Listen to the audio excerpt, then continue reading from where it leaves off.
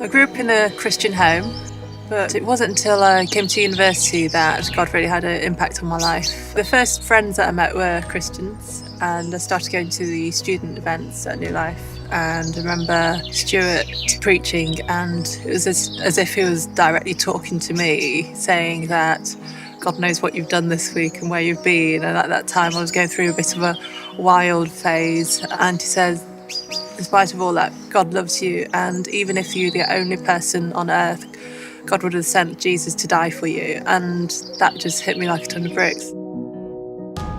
My faith grew from there, really. A few months later, I met Jamie, who became my best friend and now is my husband.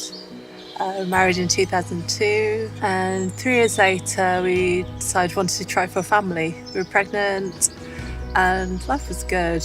And then we had a 20-week scan of the baby, and that's when my world fell apart. We were told that our little baby had an abdominal wall defect called an exomphalos. So the intestines, bowels and liver were formed outside of his body. The prognosis at the time was all right. They said they could do a few operations when he's born and then he'll be fine. He'll live a normal and healthy life. We went to full term and we had a little boy who we named Obadiah Yanchi. Yanchi is Chinese and it means God's gift. Because really felt that he was a gift from God. As soon as he was born, we knew something was wrong because we didn't hear a cry like you normally do. There's a little squeak and there was nothing. His lungs weren't fully developed, and so he had to be supported by a ventilator. I guess deep down inside I probably knew he wouldn't survive, because I remember on the second day of his life I actually challenged God and I said, I don't want to live another day longer than my son. I was kind of hoping God would listen and he would do a miracle.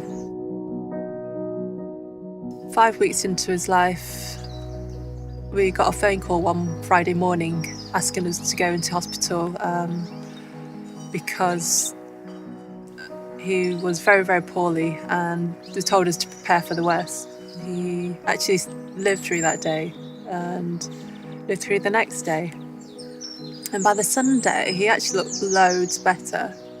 His eyes were wide open and he was just smiling at us. You could see he recognised us and knew who we were.